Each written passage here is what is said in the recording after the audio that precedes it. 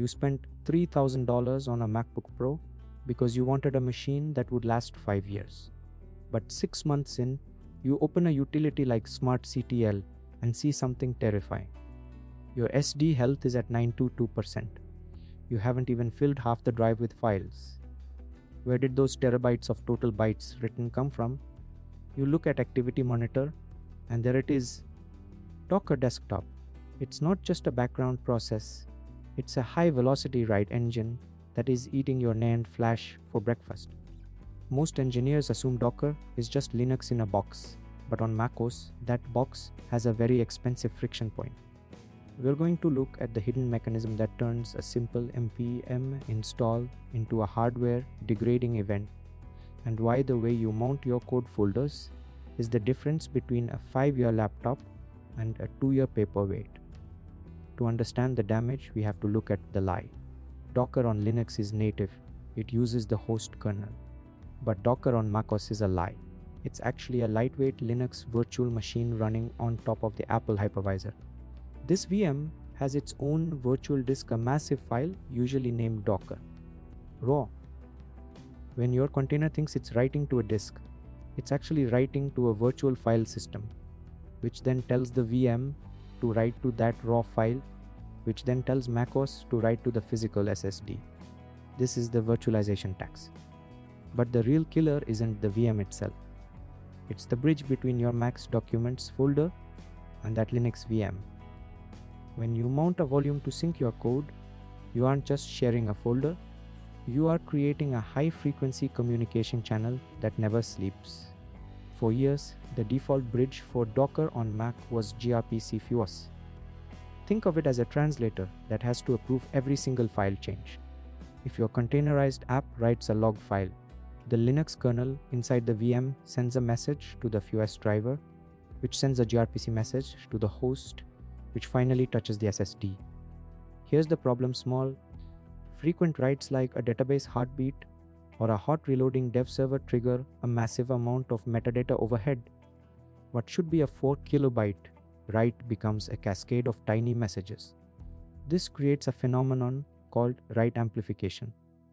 Your SSD isn't just recording your data, it's recording the conversation about your data. If you're running a heavy stack like Kubernetes in Docker or a large microservices architecture, this overhead can result in hundreds of gigabytes of writes per day, even if you're just idling.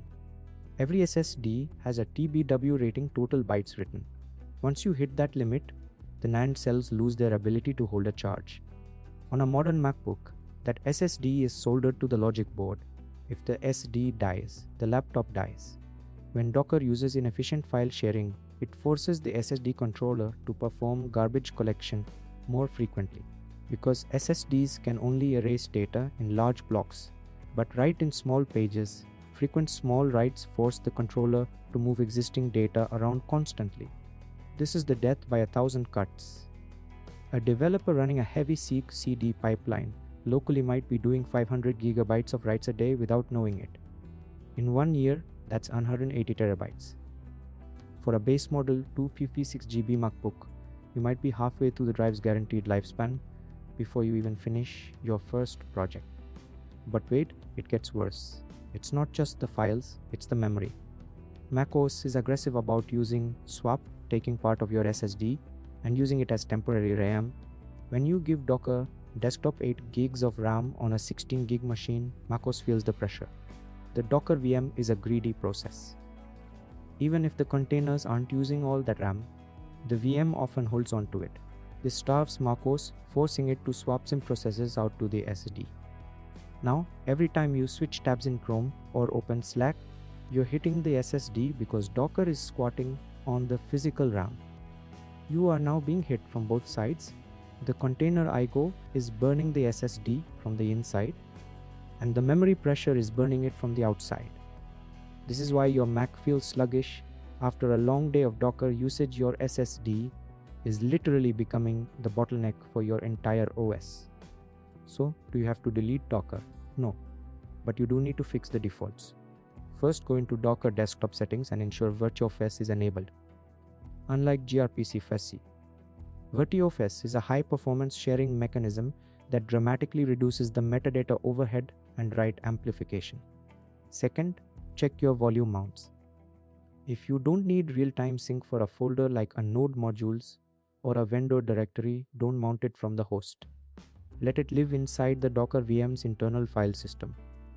Third, cap your memory. Don't give Docker more than it actually needs for your containers to run. Finally, install SmartMount tools via Homebrew and run a smart filter once a month. Keep an eye on your percentage used.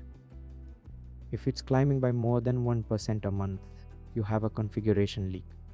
Your SSD is the heart of your machine. Don't let a default setting wear it out.